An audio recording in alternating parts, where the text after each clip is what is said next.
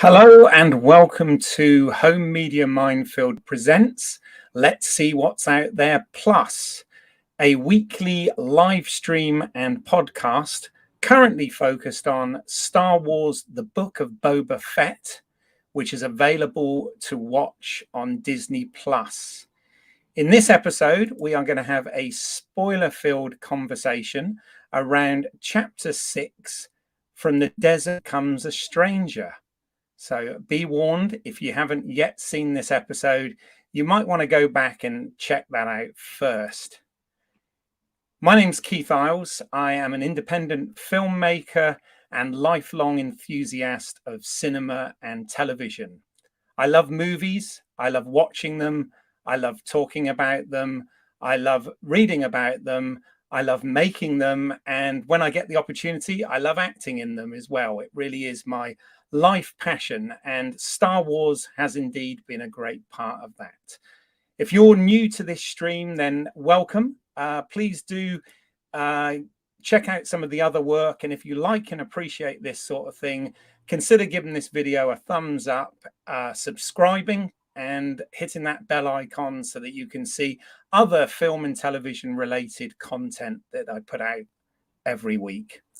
So I'm really pleased with this series. I've been inviting different guests to come on and give their views on that particular chapter and where they are with Star Wars in general.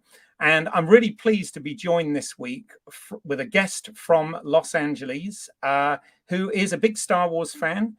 He is also a filmmaker and a movie documentarian. So welcome to the show, Charles de Lauzirika.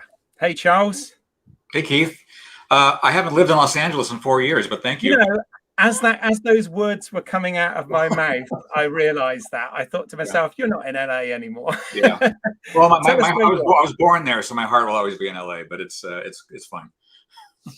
So, yeah. So you're where are you based now then? Is it? I'm in the Atlanta area. Yeah. Yeah. No, that's cool. Very cool. So, Charles, I know obviously we've spoken at length before, although I've not had you on this show yet, but we've spoken in length about Star Wars over the years. I know you're a big fan of the franchise. You really like the movies. I just wondered, in terms of the additional material around the movies, so the things like the animated series, the Clone Wars, the Bad Batch, which was more recent, Rebels, that sort of thing. Are you sort of up to date on that, or are you more with the sort of main chapters, if you like, main episodes? I'm definitely more of the in the live action film and now Disney Plus camp.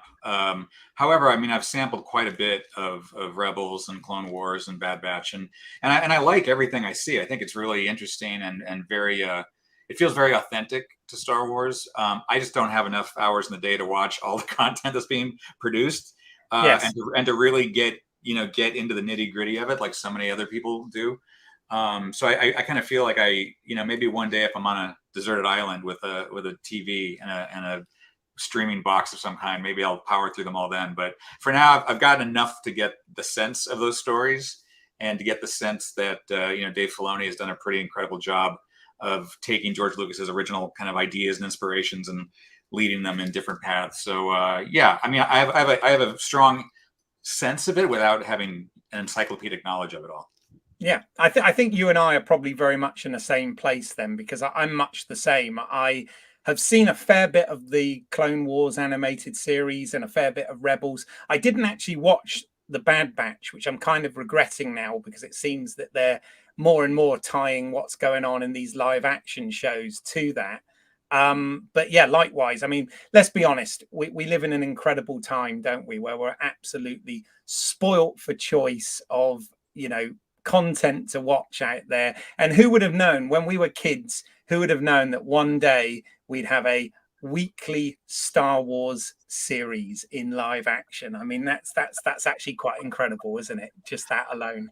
Yeah, no, I often kind of fantasize about going back in time and being able to talk to my 8, 9, 10-year-old self and just kind of like, where would I begin to explain where it's all gone in the decades since, where to even begin? Because it's been such an epic journey in many different ways. So yeah, I mean, look, it's an embarrassment of riches that we're dealing with these days. And and the thing is, if you don't like one thing, there's something else that you can like. It's like there's such a variety. You don't have to love everything. Yes. There's a little bit for everybody. Yeah, no, I agree, and that's very much my attitude with the Star Wars franchise at the moment. In fact, the Star Trek franchise as well is there's a lot of it out there now, which is great.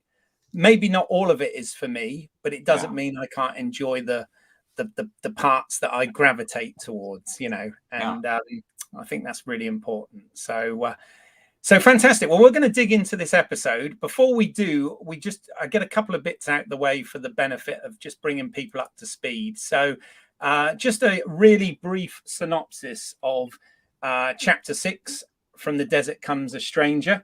Basically, we start off with Cobb Vanth, Marshal of Tatooine's Freetown, which was formerly Mos Pelgro, confronts and shoots some Pike spice runners. Din Djarin flies to a forest world to visit Grogu and is greeted by R2-D2 and Ashoka Tano. Tano convinces Din Djarin his presence will hinder Grogu, so he returns to Tatooine after asking Tano to deliver a gift, a Beskar chainmail tunic to the youngling, Jedi Master. Luke Skywalker has begun training Grogu, his first student to use the Force. Skywalker helps the youngling remember his home, the Jedi Temple on Coruscant, where he saw many Jedi killed during Order 66. Fett and his allies discuss their manpower shortage, and Din Djarin travels to Freetown to enlist Vanth and his people. After Din Djarin leaves, the hired gun, Cad Bane, arrives on behalf of the Pikes to order the town to be neutral in the upcoming war.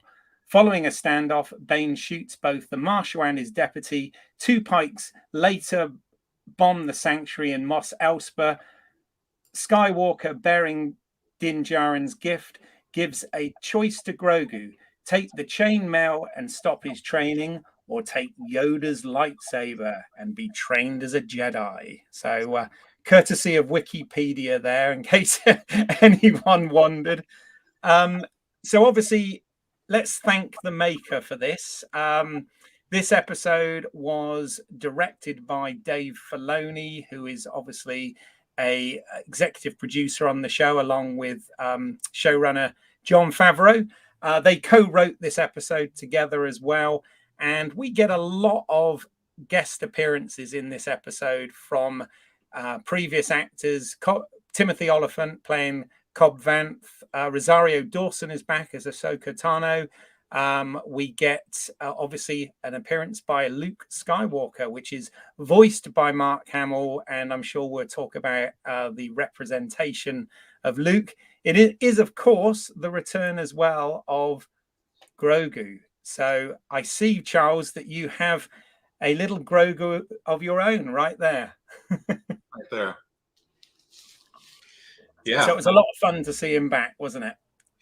It was. I was always curious how and when they would bring him back. And this was kind of like the easiest sort of stress-free version of what I had imagined, because I always felt like we weren't going to see Grogu for at least until like the end of Mandalorian season 3, because I mean at some point Mando has to go his own way. Otherwise, he might as well just keep Grogu around with him the entire time, So it was interesting that it was almost like a cheat in a way that we got to like visit Grogu for a bit and Luke again, and then have Mando go off on his own one more time. And I'm curious to see how that's now going to play out, because Mandalorian season 3, as we just found out today, is going to debut in December. So I'll be curious to see if they go back to Grogu for the majority of that, or for another little small side story, or what. But I think at some point someone's going to have to ask the question: what is the long-term relationship between Din Djarin and Grogu? Like, what is their future together, if anything? And I thought we were going to kind of have a clean break and kind of begin 2 new, branches of stories, and now it seems like we're kind of entwined again. And I'm very curious to see how that develops. Yeah, yeah. No, I mean it's certainly been surprising the last 2 weeks. If you'd asked me to predict in a show called The Book of Boba Fett that we'd have essentially 2 episodes where he barely even appears, I'd have said no, that's crazy. So I'm not too sure what they're doing, but I'm kind of liking it. I've got to say I found this a lot of fun. We usually have a bit here, which is just a little bit of fun before we get into our sort of thoughts that we call Bantha Milk Blue. And it's just about the sort of Easter eggs, references, things that tie into the bigger Star Wars universe, or indeed other film and television, motifs as well. And I've only put a few images here just to sort of provoke some conversation, really, that we can sort of talk around. But I mean, what were the sort of in terms of Easter eggs, which essentially this entire episode was, but what were the sort of standout bits for you, Charles?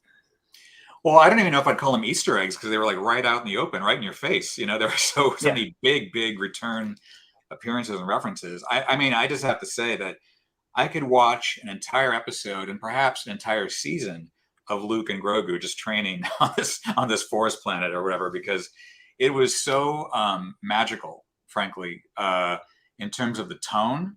It was kind of positive and uplifting, even though it ended in kind of a bittersweet, darker way. But the technology of bringing back Mark Hamill as Luke within a year of the final episode of season 2 of Mandalorian has just exponentially grown beyond belief. And it's like the first few shots of Luke sitting there meditating with his eyes closed, I was just enthralled. I mean, I thought that is Mark Hamill from 1985-ish, kind of back.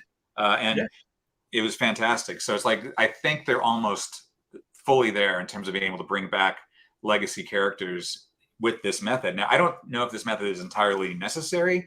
Like, I think at some point they might want to reconsider, like recasting some of these roles rather than doing this. Because last time with the season finale of Mandalorian, when Luke showed up, it was just good enough to get by. And then I thought they would never go back to Luke again, or at least not for a long, long time. And the fact that we're back to Luke so soon and like incredibly well, like this Luke was fantastic and felt not just like this sort of CG stand-in. It felt like a real performance, like a living performance. And I felt like that was actually Luke Skywalker in most of the shots, really.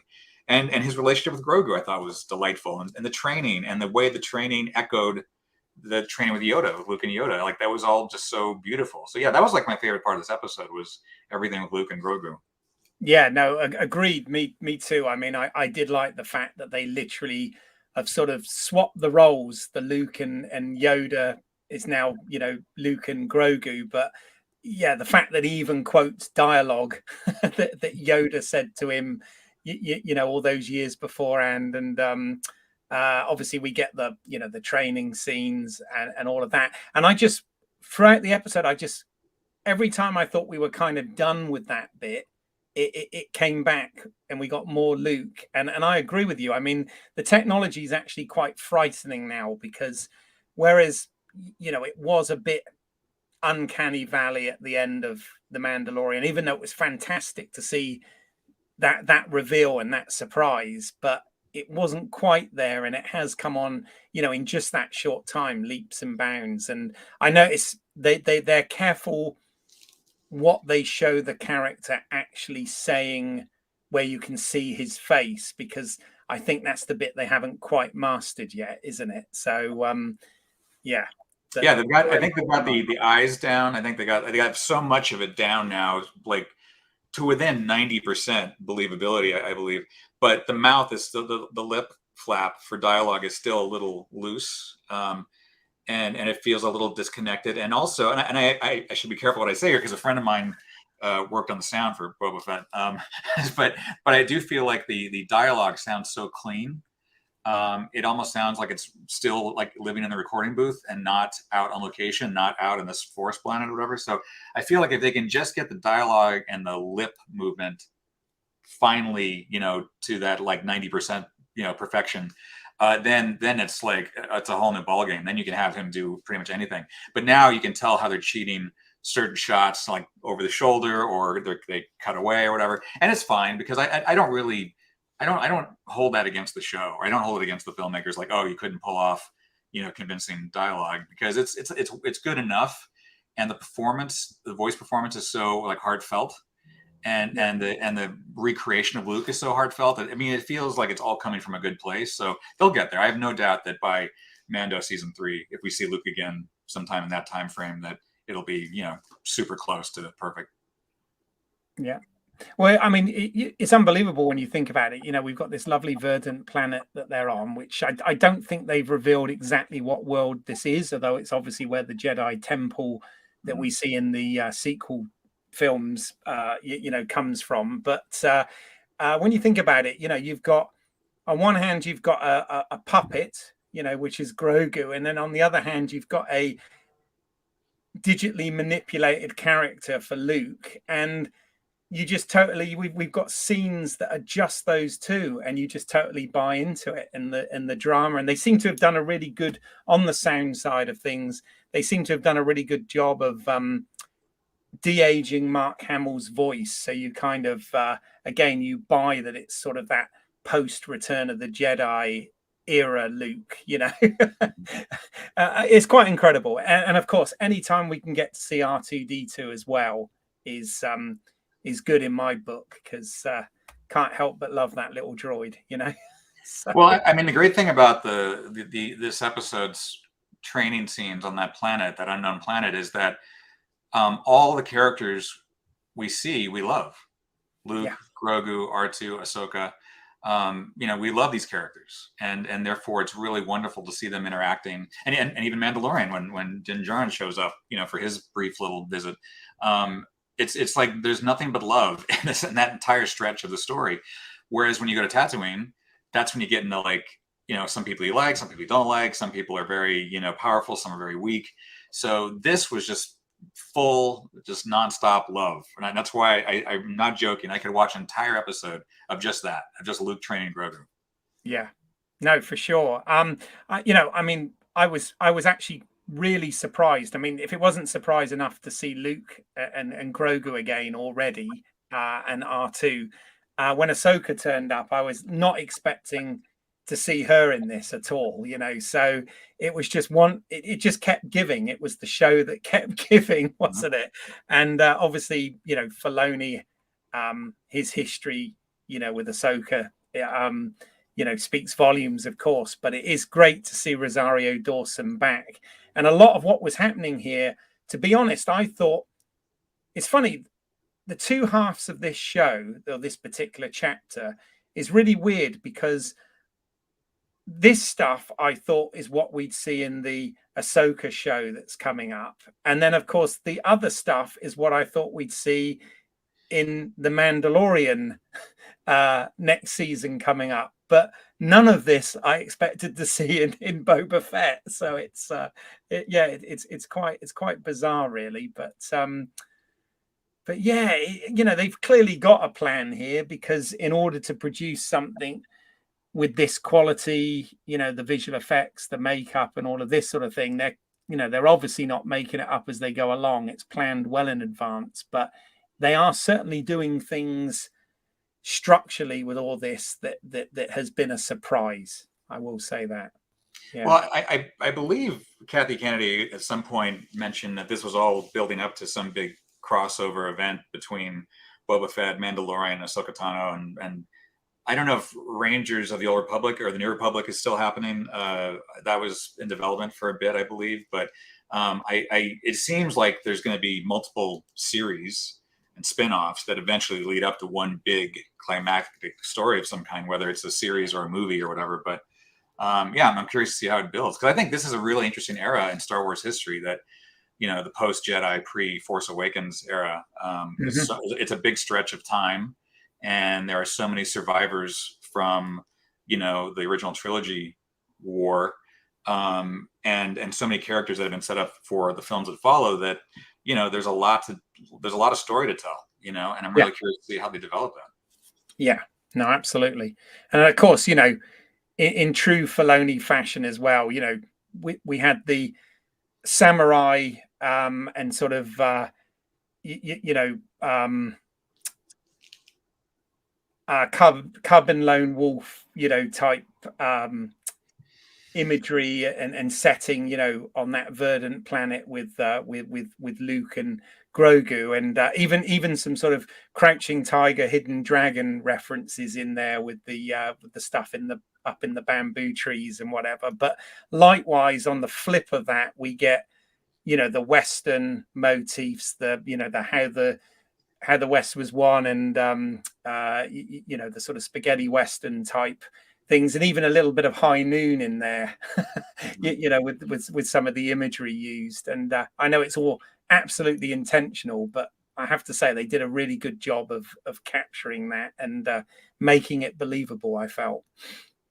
Yeah, I think I saw a quote recently that Steven Spielberg said that all directors should start in animation, that they should begin their careers working in animation. And I've really come to believe that Dave Filoni is continuing to prove himself to be a formidable live action director, having been in animation for so long, because his sense of the frame, of blocking shots, of geography, of the emotional importance of where you place someone in a shot is really, I mean, super sophisticated. And it's not like he had to do much adapting from animation to live action to tell a visually dramatic story where the characters are served.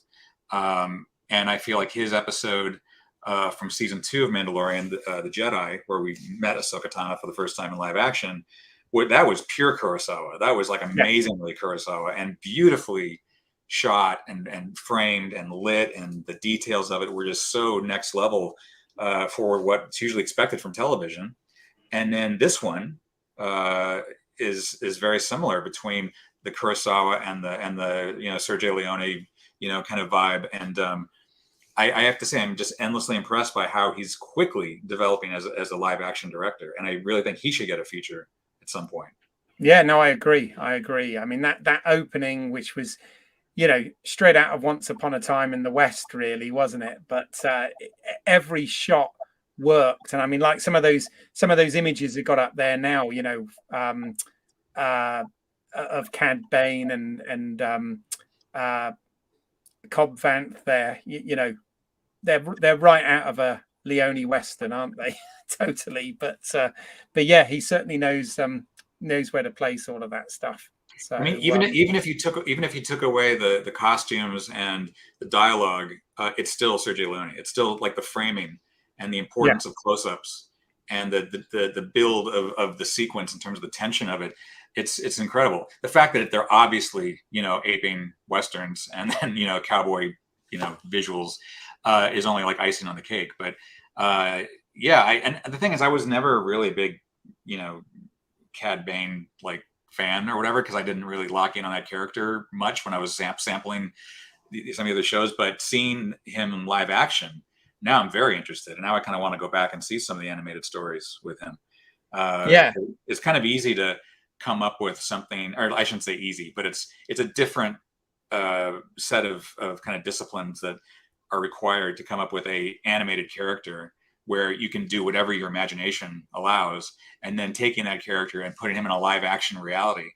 I think he looks great in 3D, and you know, in real life. I think he looks really, really formidable and scary, and you know, for Star Wars, terrifying.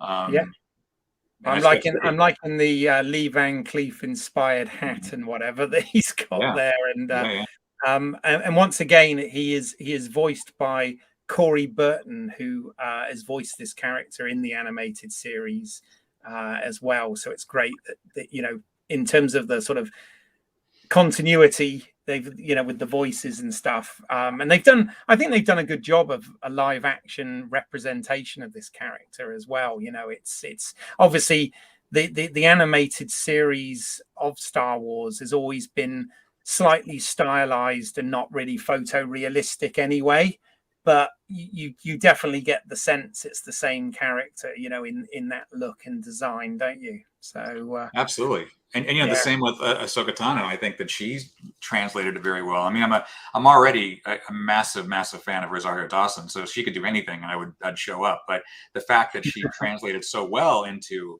a previously, you know, animated character, and made me care about her without really, again, having seen all the previous animated stories, is a huge testament to her and to Filoni and the whole team. I think it's so I'll just say this: I was not expecting to be this invested in the Filoni era of Star Wars, but Mhm. it's developing so nicely that I'm totally in. I'm curious to see more now. Yeah. We got a comment actually from somebody watching the stream. So our good friend Graham Williams has said, "Yeah, we've moved from the book of Mando Fett to Once Upon a Time in Tatooine," which Yeah. is very fair. Yes. Yes. Very fair. That's no, I mean, you know, there were so many references in this that, you know, there's almost too many to name. But one of the ones that did particularly make me chuckle was the using the remote. Mm-hmm. You know, obviously Luke trained with from the from A New Hope, and poor Grogu getting a little blast from it without even a lightsaber to block it. So Yeah, it's yeah. very Luke is kind of a dick. He's kind of, you know, I mean, not just him, but I mean, the whole Jedi Order is increasingly becoming like so unlikable. After when as a kid, and I thought these guys were the, you know, the saviors of the universe. And between the prequels and the sequels and this, I kind of feel like the Jedi were really not like, I mean, they might have been well intentioned, but man, they did a lot of damage to people. Their yeah, rules are so just not human, you know. yeah. And I'm sure we'll talk about it more. But I mean, the choice that Grogu is given at the end of this episode is so unfair and so mean. And I got to say, in my heart of hearts, I hope I hope he chooses the chainmail. You know, I hope he chooses Mando and not the lightsaber. Yeah. Oh, we will get into that. So Yeah. Graham's followed up, putting an episode that draws repeated viewing, as on first look was a jumble of genres, but unpredictability is keeping me interested. And yeah, same here. Really, it's you know, I there was a point where I was a little bit tuning out earlier in the season, but they've managed to pull it back, and you know, I know people have said that as well about the Mandalorian season 2, and look at what they did at the end of that. Everybody was happy. So Mhm. yeah, that's cool. Well, It's kind of like a high wire act, and you know, you have 7 steps you have to take before you get to the other side. And on this one, there've been some stumbles, like some near death stumbles on the high wire. yeah, But now we got like a flip on the high wire. So now it's like on step 6, you got a flip. So now will they get to step 7 and get the other side in one piece? That's what I think it's we're all waiting to see, because there's no safety net, you know. no, So exactly. will they make it? And I think that's what everyone's curious about, to see how it hits, you know, sticks the landing or not. We'll see. Yeah, no, absolutely, and we literally got the flip in this one as well, Yeah, didn't we? we did. We did literally get the straight flip. That's straight right. from Empire. That's But right. no, I mean, I think, I mean, we'll come on to it at the end. But my only concern is we've got one episode to do that. So is that going to be a feature length episode, or are they going to leave it on a cliffhanger? Who knows? Z3PO has put love the Boba Fett cameo. Yeah, which it really was in this episode. At least he got more screen time than the last episode. But Yeah. Well, there was an interesting Twitter thread that I kind of skimmed through because it was very long, but it was basically the notion of the book of Boba Fett does not refer to literally a story of the character Boba Fett, but more the impact that Boba Fett had on all these other characters and the universe. And if you think about it, between Jango Fett and Boba Fett, they have had huge an impact on the entirety of the Star Wars universe, just in small ways, but a ripple effect from the Clone Wars to now today, quote unquote. That in a way, it's just kind of like it's almost like the legacy of the Fetts that mhm. is kind of unfolding, and it might be just a small corner of that legacy, but it might be the beginning of a longer story that we see. But there is I mean, just the very essence of Boba Fett's story. He crosses paths with so many of the people that we're now seeing. Like, Yeah. keep in mind, we have Luke, and the last time I think Luke and Boba Fett saw each other, they were like basically shooting at each other. They're on Bespin, and Fett was like shooting Luke.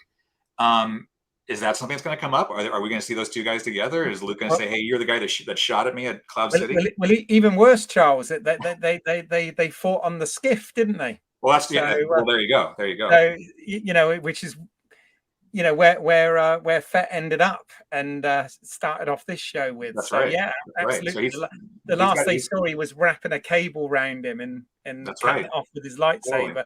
And of course, apparently he's crossed paths with Cad Bane as well, I believe, in the animated. I think it was in the Bad Batch, perhaps, which I've not seen, but I think there was some. Actually, it wouldn't have been that, would it? Because that would have been when he was. I don't know when the Bad Batch is supposed to take place. Actually, I'm a bit timeline confused with that one. But yeah, me too. But I know they've apparently crossed paths. So what you're saying is absolutely right. He's sort of touched paths with all of these over the duration. Z3PO has also put, I'm disappointed that we've spent so much time on Tatooine, but we haven't seen a peep out of Watto. Yes, that's true. Well, they are starting to incorporate. Can you imagine if Watto shows up in the next episode? Yeah, maybe. So moving on then, we have a part which is called Just From a Certain Point of View, and this is really where we get into the discussion of our wider thoughts, nitpicks, and just sort of where we're at with this particular episode. I mean, a lot happened in this episode, which I think is an improvement on last week, because my criticism on last week's episode was, much nice as it was to see Din Djarin, that was great, but it didn't do, other than him getting a new ship, it didn't do a lot to sort of further the story. And you had the bit where he was having trouble wielding the Darksaber. They dealt with that, and then obviously they dealt with him getting the ship. But then that was really all that happened in that. Whereas in this episode, this is quite packed, isn't it? It is, but I do think the previous episode was important as a handoff to this one, because not just to bring back Mando, but also because in the previous episode they kind of established that because he took off his helmet, he's sort of like no longer a Mandalorian, and he has to kind of earn his way back. So in a way, his religion is turning its back on him, and now you have Grogu, who has to choose between the chainmail that he was gifted and the lightsaber. And if he chooses the chainmail, if he chooses the gift from the person that he really has had the longest relationship with and who he loves and loves him, then the Jedi are going to turn their back. And when I say they, I mean Luke is going to have to turn his back on Grogu. So in a way, they're setting up two parallel challenges for them based on the way they were raised, the religions that they were like brought up in, turning their backs on these characters, and maybe they only have each other now to turn to. Which, frankly, I would love to see that, because I went at the end of season 2 of Mando, and when he took his helmet off and Grogu put his hand out to touch him, that was like emotionally some of the most powerful stuff we've seen in the entirety of the Star Wars franchise. So yeah, I always, in any situation like that, I choose love over a lightsaber or over armor. So like I'm very curious to see how that develops.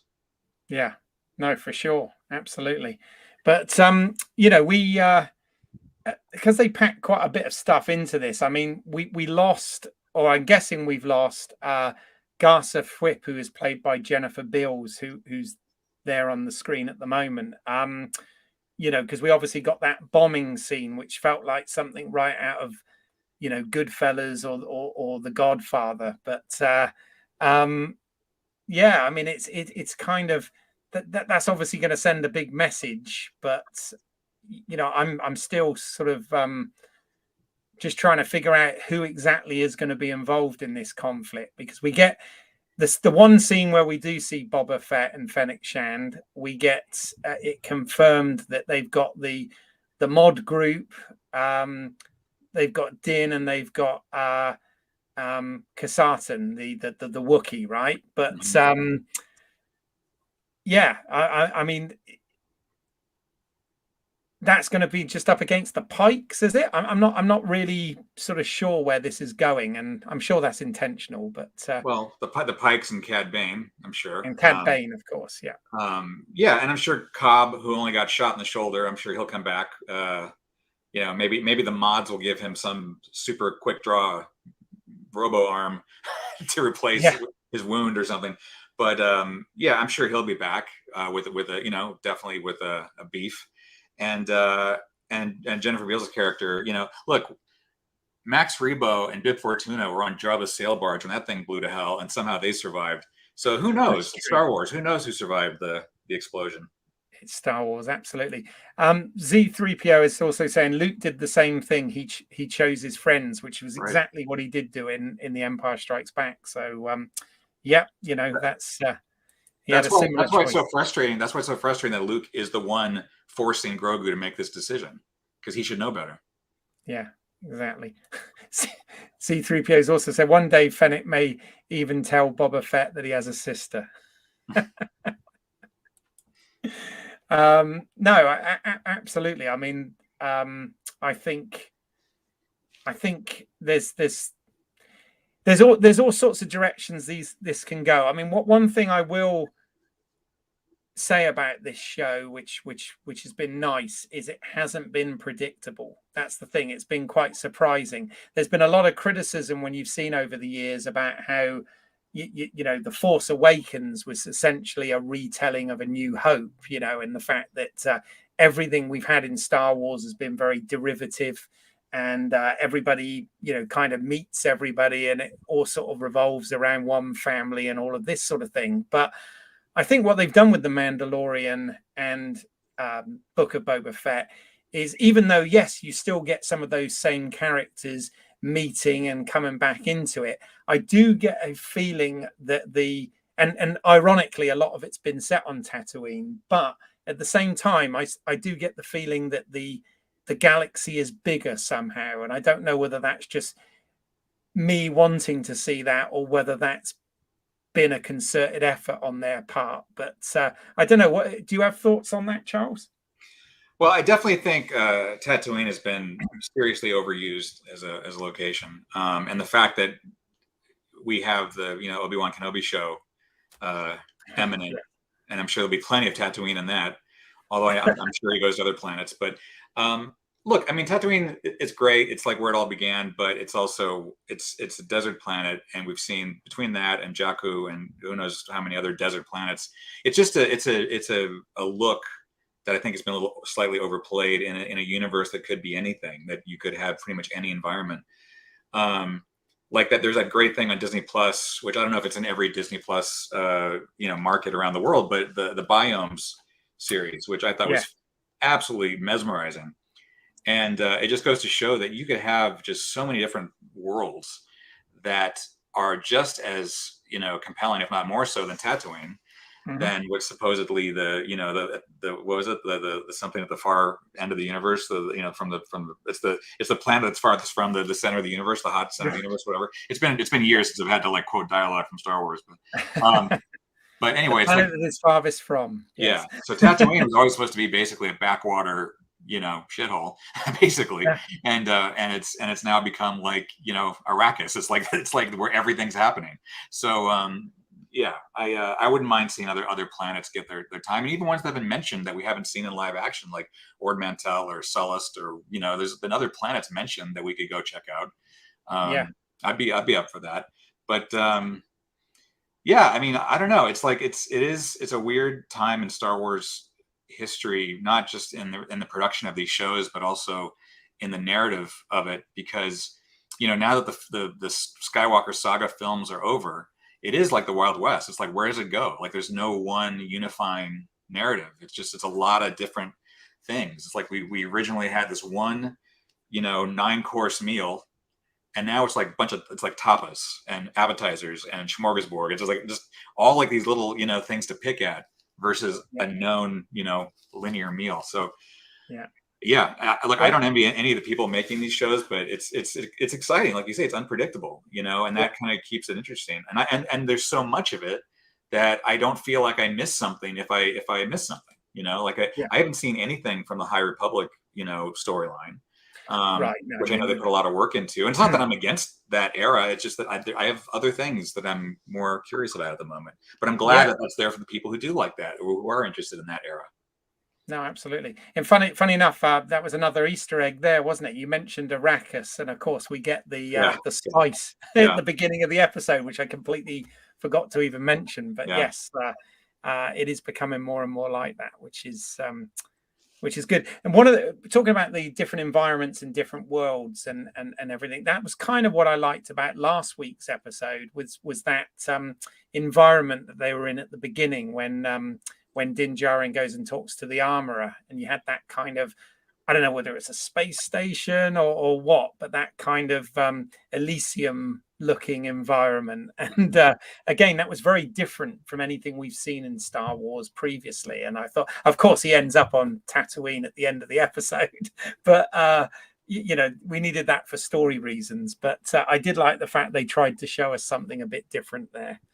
Absolutely. I feel like that's that, like the cities of Star Wars have not been getting a lot of screen time between Mandalorian and Boba Fett.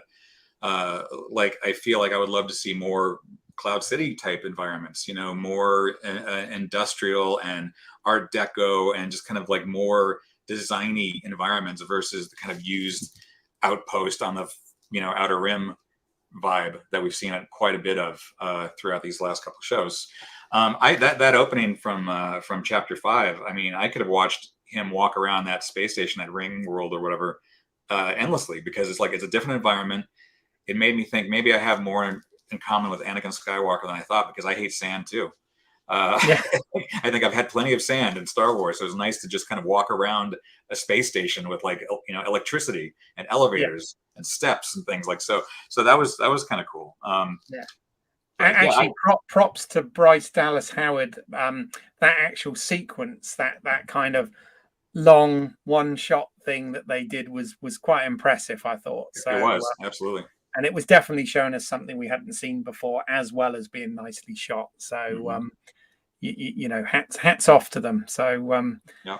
The team they've sort of got around them directing these are good, and they're delivering some stuff. Oh, somebody's agreeing. Actually, they put there you go. Graham saying the one shot in episode 5 was awesome. Yeah, there we go. I know I said it. So that's good. Yeah, I mean, what else in this episode? The other thing, obviously, I'm assuming that Cobb Vanth is just wounded because the medics went straight over to him, whereas his deputy they was clearly dead from multiple laser blasts. But and it just shows how great Cad Bane is, because that scene at the beginning was certainly to set up what a badass Cobb Vanth is, where he was able to take out 3 out of 4 of those Pike syndicate guards. And he could have obviously taken the 4th one as well easily. So yeah, Cad Bane is going to be a force to be reckoned with, which will be great for this, I think. So so I like that. But for a second, actually, the marshal who got shot, I can't remember what that character's name was, but for a second when he first appeared on screen, bearing in mind that Favreau and Filoni seem to be taking the best bits from Star Wars, whether they're canon or whether they're legends or what, they seem to be sort of cherry picking from that 45 years worth of history that there is. And for a split second I thought, oh, is this Dash Rendar? Just because he kind of looked a bit like him. And then I was like, well, no, because in canon he'd be dead by this point, right? But I don't see. I only played Shadows of the Empire. I think I speed read the book. But so Dash Rendar died. Is that true? I don't remember that. Sorry, that's a spoiler, isn't it, for anyone who wants to watch Shadows of the Empire? But yes, it's a spoiler from 1996. Yeah, there you go. Yeah, which takes place between Empire Strikes Back and Return of the Jedi, and But he was kind of the Han Solo replacement in a story that Han Solo couldn't be in for obvious reasons. But yeah, they didn't keep him around. But then again, it's Star Wars, so people can come back from the dead anytime, right? So just to credit, that was JJ Dashnor who played Deputy Scott. So I've just found it. And another bit of trivia was the Weequay bar person is W. Earl Brown, who acted with Timothy Oliphant in the Western that's gone completely out of my head. Deadwood. Deadwood. Thank you. Yes, yes. So they were together in that. So there's some quite nice out of universe Easter eggs thrown in there for good measure as well. So okay. So the next question then is, I call this bit "Never tell me the odds," or "I've got a bad feeling about this," depending on your point of view. But we're kind of at a bit of a crossroads because we've got one more week of storytelling here to either conclude this book of Boba Fett or set it up for the next round or whatever. But we've got, are we going to see what Grogu's decision is, do you think? And is he going to stick with Luke or is he going to go with Din? That's one question. The other one is obviously, is Boba Fett going to face off with Cad Bane?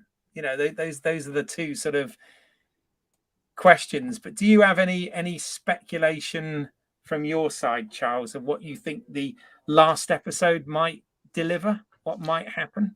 Well, I think you almost have to reverse engineer it and ask yourself, what is the post-credits tag scene going to be? Because it'll obviously set up Mandalorian season 3.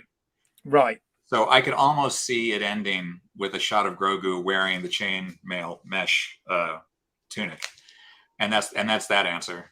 That's in my head canon right now, or not even head canon, just head speculation, fan speculation. But I think I'm fully siding with the idea that Grogu chooses Din. Like they end up together. And you also have to ask yourself, what happened in the era of Force Awakens and beyond? What happened to Grogu and the Mandalorian? Like where are they? So you kind of have to imagine, well, what could their story be together or apart, and why have they not shown up? Not that they had to show up, or that even the filmmakers would know to put them in because it's kind of a later development. But that's the thing with all these Star Wars stories, and why you have a Lucasfilm story group, is to paint yourself out of these corners that show up during the natural development of these films and TV shows. So anyway, I think it'll end with a post-credits tag that answers the Grogu question, and I think the rest of it will be just nonstop, gun battle on Tatooine between Boba Fett and Cad Bane and Mando and everybody, all the muscle we've seen on either side of the conflict. It's going to be one big shootout. And if you look, since the next episode is directed by Robert Rodriguez, and you look at his filmography, like Desperado and Once Upon a Time in Mexico, but also From Dusk Till Dawn, and going back to the beginning with El Mariachi, it's he's a gun battle loving director. So it's I can totally see this being just total, almost grindhouse Western style, really, really, I don't want to say cheesy is the wrong term, but very retro, very kind of exploitation style gun battle, show. So anyway, that's what I would imagine. But as we both have learned, our speculation can be thrown upside down at any moment. Yeah, no, absolutely. Well, I'm sure Disney's marketing and merchandise department is really liking the idea of Grogu in his chainmail armor. I'm sure because that will be a great seller, won't it? And if they can make it work with the story as well, then bonus, right? So I wonder if between now and Wednesday I could make some chainmail for my Grogu here and just post a picture and see if that does anything. Get ahead of the curve. Yeah, absolutely. No, it'd be good. I mean, like you said, with Rodriguez directing, and his filmography, and we might, if it is a big battle, we might almost get that kind of Avengers Endgame moment where you've got all the established bad guys lined up and all the established heroes lined up and just sort of facing off against one another. That could be That could be quite cool. I mean, one thing I don't know at all is what Boba Fett's fate is going to be through all of this, and that's the good thing. That's still very open-ended, and quite intriguing, really, isn't it, as to where they're going to go with that character. I think with the Mandalorian, it's yeah. I mean, there's so much they could do with him as well, but I think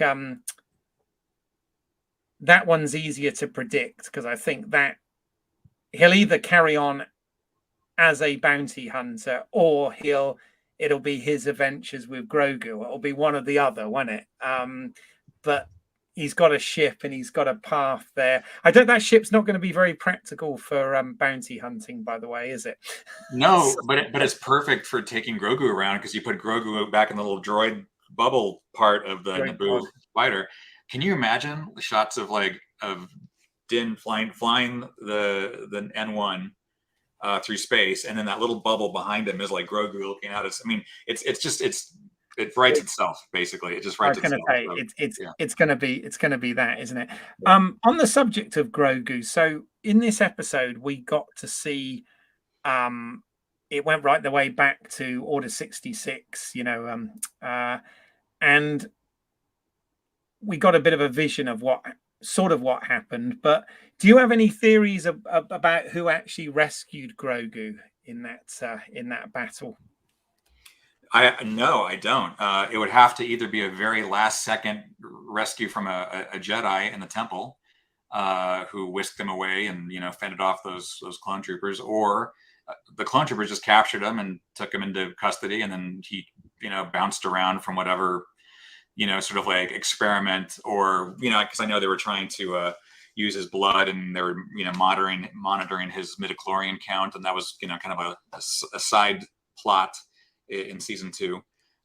So I wouldn't be surprised if it's either one of those, because who else could it be? Is it going to be Bail Organa showing up and just adopting yet another kid temporarily? I mean, I don't see that happening. So I would guess it's probably a Jedi is going to show up, and maybe a Jedi that we know, and gets him to safety somehow. Yeah. Do you think we've seen the end of Mace Windu? I mean, not according to Sam Jackson. So yeah, I mean that could be interesting. The other thing I'm wondering, as a bit of speculation here, is obviously Tamura Morrison is much older than Boba Fett should be, in the natural timeline, and of course they've used the sort of scarring and being in the Salak and all this to sort of make more sense, and of course he's in very good shape as well anyway, but he is older. But I'm wondering, they've got the clones that were again Filoni characters in the animated shows, like Captain Rex and whatever, and Cody, and they're unless I've misunderstood, they are supposed to have aged, right? They're supposed to have been clones that have aged out, and I'm wondering whether if Boba Fett's fate is if Boba Fett's fate, not Boba Fett's fate, if Boba Fett's fate is sealed somehow, I wonder whether they might be gearing Tamura Morrison up to actually play one of those characters, which of course would make total sense, right? Because they're essentially him. So I don't know. Any thoughts around that? Is that kind of a crazy concept, or could you see them doing that sort of thing? Oh, I mean, whether it's crazy or not, I could see them doing that. It might not. I don't know. It might not serve a long-term goal other than continuity, and I do think that some fans are obsessed with continuity and what's canon and what's not canon. And to me, what's more important is what's a good story. Yes. And who are the more interesting characters, and how does that impact and develop the whole universe, right? Like that to me is more interesting than who plays what. Which is why I do think that it would be fair at some point. Like, let's say they decide to make a Disney Plus show called the New Adventures of Luke Skywalker, right? Mm-hmm. That maybe tracks the time between A New Hope and Empire, and you get like 3 years worth of stories of 21-year-old Luke or whatever it is. Recast it. Let's don't do the de-aging for that entire series. just because we love Mark Hamill and we love his Luke Skywalker. I think just recast it, and that way you can invest in that Luke as a human being. So I think that could apply across the board to all these legacy characters that, you know, like time has allowed certain actors to reprise their roles, like Ian McDiarmid, right? It's like he got several bites at the apple, you know. 3 times. Yeah. And that's great. That's really great. But I don't think it's entirely necessary. I mean, look, we've seen James Bond recast.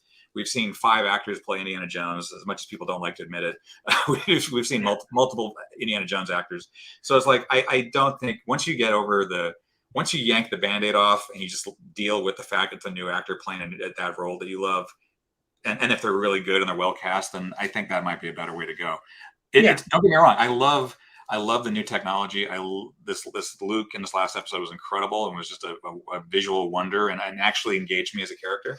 But at some point, you have to let that go and just embrace a human being. At some point, I believe. Yeah. No, I mean, I think it's nice that they're being kind of loyal to the actors, you know, all these years later. And it does seem like, you know, if you're lucky enough to get cast in something like that, even if you die on screen, there's still a chance you can come back and do something else. So yeah, so it's quite good that they sort of hire from within, if you like. But yeah, you're right. I mean, it's fine to recast, you know, just like they've done with Star Trek and, as you said, James Bond and you know many other things. But it is still sort of when it makes sense. I think it's good to use the same actor. It's like ironically, the Obi-Wan show makes total sense because Ewan McGregor will be the correct age to where he's supposed to be in that timeline now, because that number of years have passed. So you know, why not? You know, well, I'm curious if they're going to show him anywhere near the age that Alec Guinness appeared to be in A New Hope, because if it's in between, you know, the prequels and the original trilogy, he's got to start creeping up in age to where Alec Guinness was. Yeah. And I mean, I don't know if you've seen any of the spy photos from Obi-Wan, but you know, he looks great, you know, and he looks like it's very immediately after Episode 3. So even though it might not be, it just, and who knows, maybe they'll do like a Book of Boba Fett situation where they chart many years in the course of Obi-Wan's story. I don't know. I haven't heard a thing, but I mean, I imagine since they're bringing back Hayden Christensen as Vader, they have to, you know, they have to develop that in between story to the point that it justifies them meeting again, and that famous line from A New Hope where, you know, we meet again at last. The circle's now complete. It's like that has to be now reconsidered, you know, because it's like, wait, but you guys also met right before that in some form, you know. So I'm very curious to see how they. I don't think they need to retcon it, but they definitely need to tiptoe around that as a possible plot complication. Yeah. No, I mean, all of us as fans, and particularly if we're filmmakers as well, we, you know, it's easy to get sort of bent out of shape about this stuff because we all have our own head canon. We all know how we do it if we were lucky enough to be the ones making the creative decisions. But, you know, I don't love everything that they do. But like I said right at the beginning of this show, I think that we're in a very fortunate time that, you know, okay, we might like to be making this stuff ourselves, and we're not. But we are getting entertainment every week about this, and you don't have to watch it. You know, there's plenty of other things if you don't want to. So, you know, I'm actually on the side of, I understand some of the criticism and some of the backlash that it gets, but likewise, I think we are quite blessed to have it. The other thing I've noticed that Filoni and Favreau are doing, which I quite like, is obviously, you know, they're the same sort of generation within a few years that we are. You know, they grew up, they're this sort of original Star Wars generation, if you like. And of course, they've got a massive love for the original trilogy. But likewise, they seem to be embracing the prequels. I mean, we've had more prequel stuff going on, or as much prequel stuff going on as we have had the original trilogy stuff here. And it seems like, obviously, as you said, there's a big gap. There's a lot of years before we catch up to the sequel trilogy. But the fact that they showed the temple being made in this episode, they seem to be kind of building a pathway to what comes there as well. And I think that's good, because sometimes doing that can actually make you appreciate the other material more, if that makes sense. Do you know what I mean? Yeah, no, absolutely. And I agree. It's like I'm very, even though like a lot of people, I had pretty serious issues with the prequels. I am very happy to see them embrace the prequels and bring them home into the overall story. Like that was an era that happened. There's no ignoring it. It's you may not like parts of it, but it happened, and I'm enjoying the way they're working in some prequel artifacts, both in terms of characters and ships and details, and they make sense. That's the other thing. It's like they're not being forced in there for just little cameos and fan service.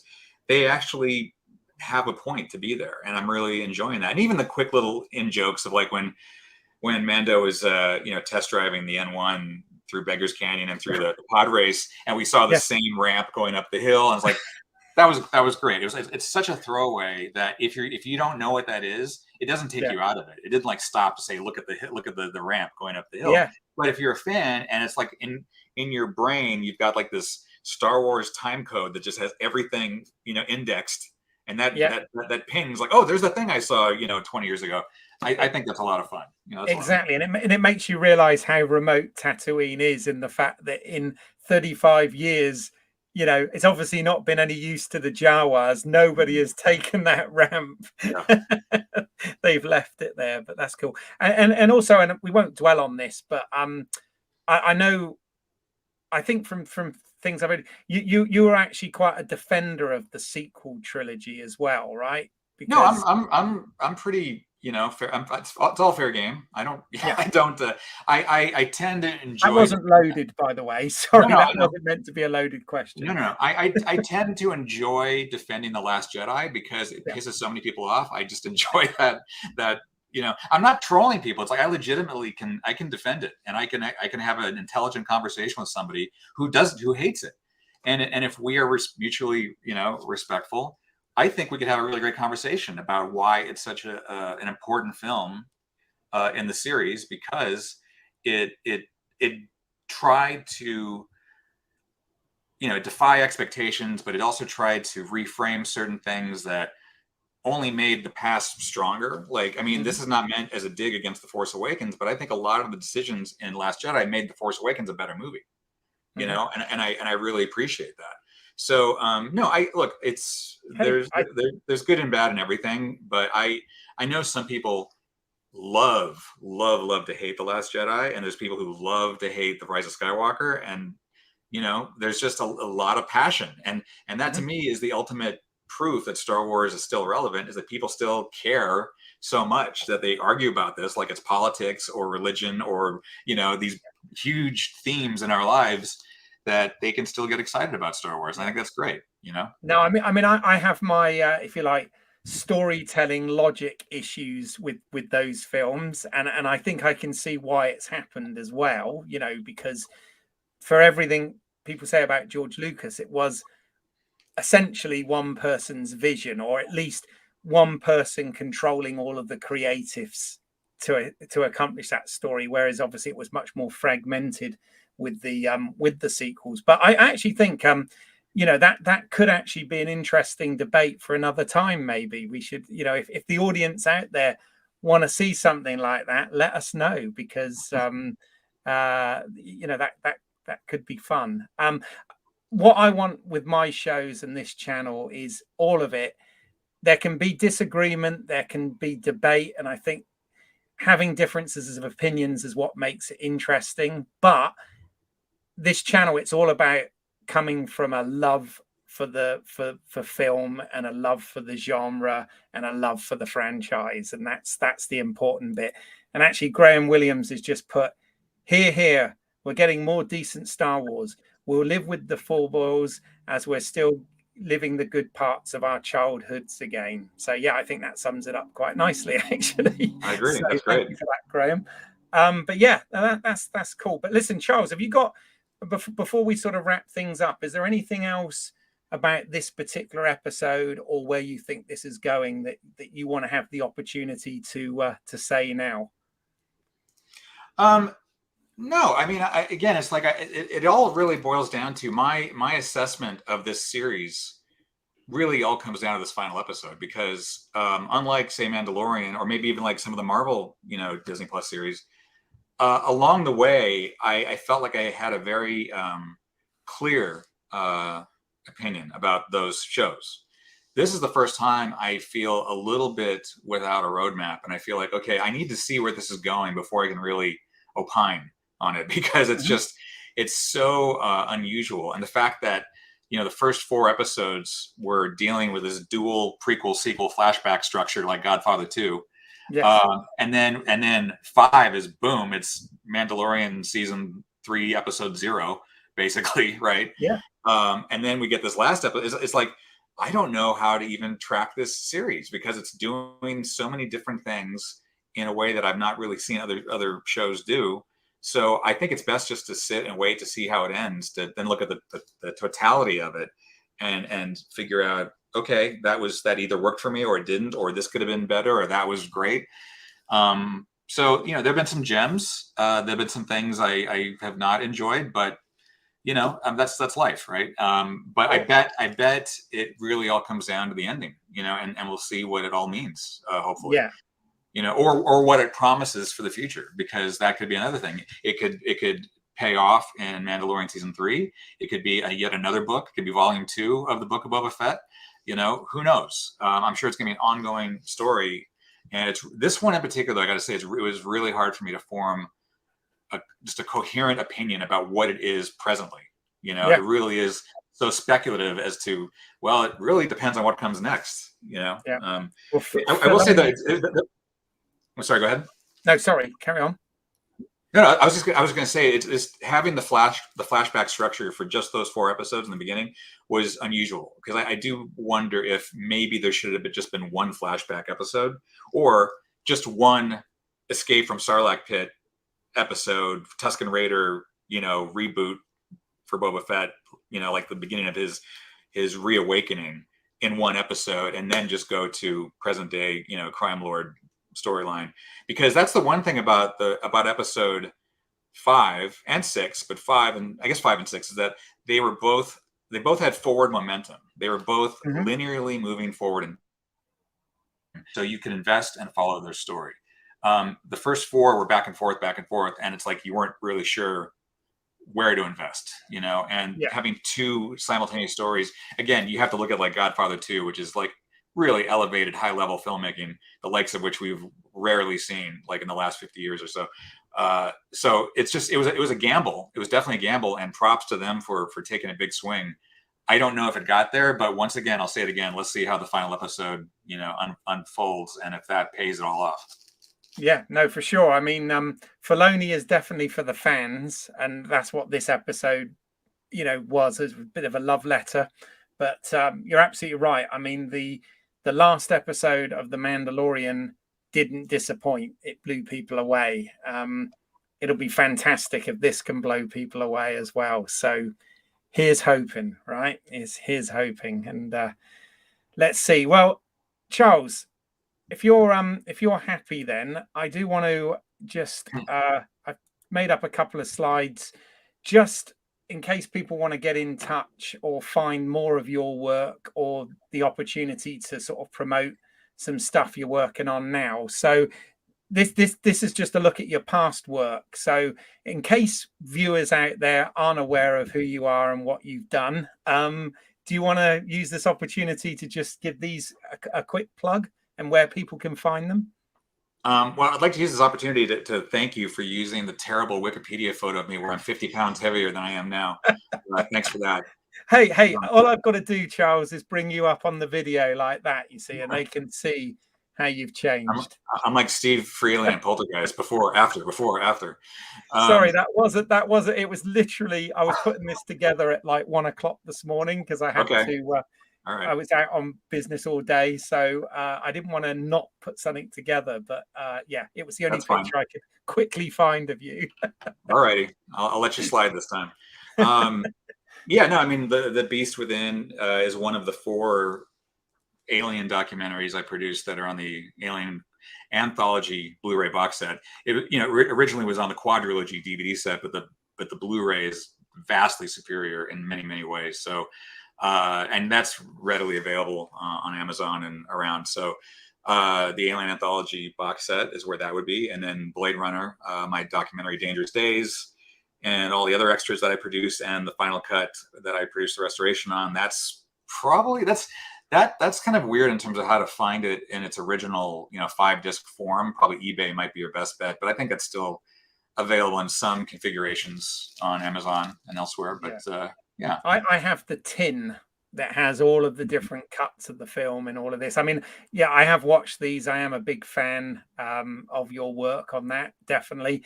And also, you've done a lot. Like recently, I did for this channel, I did a review of the Criterion edition. Oh, sorry, no, the Kino Lorber edition of Hannibal, with Ridley Scott's Hannibal. And again, Hannibal was yeah.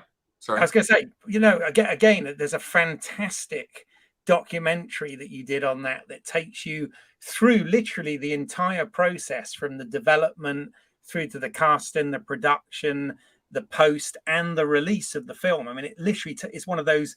I wish we get more of these. It's one of those documentaries that take you through the entire thing. So again, if anybody's fans of Ridley Scott's films, I know you've worked on, apart from these ones, you've worked on many of his others as well, right? Yeah, several of them. Yeah, Hannibal was the first one I did as a solo producer. So that was kind of like my graduation from undergrad to graduate producer. But yeah, I haven't watched that documentary in probably 20 years, so I'd be curious to watch it and see how embarrassed I am of it. But yeah, no, I mean, I've produced like over 100 making of / behind the scenes featurettes and documentaries, and I'm working on a couple right now that are pretty cool, a couple new ones, and which I hopefully can talk about in the future. And yeah, it's interesting. The whole behind the scenes market has kind of radically changed just in like the last 5 years, and especially the last 2 years of COVID. So I'm curious to see how it evolves into anything. I mean, hopefully it'll still be around, but I think things are changing, and I'm not sure it's all for the best, but it is what it is, and you have to roll with the punches. I think like the making of The Mandalorian actually was really well done, and a very handsomely produced series, both from season 1 and the 2 episodes they did on season 2. So hopefully there'll be more of those. Actually, maybe it's more of a, rather than having these long documentaries that I've done, are basically series, like web series or streaming series rather, that are multi-chapter pieces devoted to one show or one movie. Yeah. Now I was going to say, actually, before we finish talking about the Book of Boba Fett, is I'm hoping that they will do. Do they call it the gallery? I can't remember what they call it now. On yeah, it's called gallery. Yeah, but all of those have been fascinating, and I'm hoping maybe the week after next we might get one that does go in depth into the making of this, and we see them using the stagecraft technology and the volume and all of that sort of stuff would be great. So, but no, I mean, obviously this channel, Home Media Minefield, is all about looking at physical media releases and everything. And in terms of the documentaries, you're right, they're not. On new releases, they're not so prevalent these days. It seems that it's more on the sort of boutique type labels that they're going to town and producing in-depth documentaries and commentaries and all of that sort of stuff. But it is becoming a bit more rare these days, unfortunately. But okay, so that's in terms of your past work. You're obviously, as well as a documentarian of movies and stuff, you're also a filmmaker as well. So tell us a little bit about what you're working on and some of your films and what's happening with those nowadays. Well, I just finished a 2-year festival run with a short film called Love Bite that stars and was co-written by my wife, Carly Baker. That was our first project working on together, and it was a lot of fun, had a really great time. And it was interesting because it's about a couple in the zombie apocalypse arguing, to a couple, by the way, I should say, of different political backgrounds, arguing about how the virus spreads during this zombie pandemic, and we released it literally like 3 or 4 months before COVID was even a word we knew. And so the fact that COVID hit right after, right? I mean, unfortunately, it derailed our festival run, because then festivals stopped for a while, then they went virtual for a while, then there was hybrid, and then back and forth. I mean, it's fine. Don't get me wrong. It's like our little film is nowhere near as important as a real world event like COVID. But it was interesting how our film was just right there on the cusp of a very similar real world situation, even though ours is obviously a little horror satire about how a zombie virus spread. So anyway, we had a really great festival run. We won some awards. It was really nice. And now we're basically looking for a home to stream it on. And now I'm in active development on what I'm pretty sure is going to be my next feature, which hopefully we'll be making later this year. And it's really wild. It's a really big, crazy idea, but very intimate and producible, which is the key thing. Good, like a reasonable, small budget, because that's been the one difficulty I've had after I finished directing my first feature, Crave, was just finding the money to go bigger. And it's been really tough to do that. So now I'm just going to do something that's like small and scrappy and affordable, but yet still has a really big idea. And I think I can do some really great stuff with it. So that is happening as we speak in terms of the script. And hopefully we'll be shooting on that later this year if all goes well. Cool. Is Carly involved in that one as well? She might be. She's definitely offered quite a high number of opinions in terms of not just the story, which, everything that we generate, Kaylin Egan, my writing partner, and I, everything we generate, I give to Carly to read for her opinion. But, she's definitely angling for a role in it. So I keep asking Kaylin, hey, is there something we can give Carly? So, we're trying to find something for her to do in it that, that she will feel is meaningful and worth her time. But she's super talented, and obviously I would love to do everything for the rest of my life with her. So we'll try to find something in this film that is a good fit. No, cool. I get it. And where can people find this stuff if they want to, check these films out? I mean, obviously, because they're doing the festival circuit and stuff, does that mean they're not widely available at the moment? Well, Crave should be available on demand, or it's been on Blu-ray. And if you get the Blu-ray, there's shocking coming from me. There's a lot of extras on it, a lot of behind-the-scenes stuff on it. But the Blu-ray might only be on eBay at this point. I'm not sure how findable it is, and it was only released in a few territories, so you might have to import it if you're in the UK, or anywhere else in the world. But anyway, that's on demand in most territories where it was sold, and if not that, maybe find it out the disc on eBay. Love Bite just finished festivals, so now we're just trying to find a home for it, and then it'll be available wherever that home is, and we'll make some kind of announcement when that happens. Cool. What you really want is a channel that will do a review of the physical media for Crave at some point, maybe. Yeah, that'd be great. I might know someone. Good. Yeah, send me that person's address and I'll send them a disc. And people can find you on social media at Lawsarica, is that right? Correct. Yeah, that's pretty much me at everything. So just Twitter, Instagram, Clubhouse, all the usual social media things. Cool. Well, please do check out Charles's work. If you want to use the com link and get in touch with this show, that you can get in touch via email at lswotcast@gmail.com. Basically, that's an acronym for Let's See What's Out There podcast@gmail.com. So it's at LSWOTcast. Also, you can follow this channel at Home Media Minefield on all the social media as well. Please go back and have a look. We've covered the previous episodes of Book of Boba Fett. We've covered a lot of the Marvel shows, various films from different genres.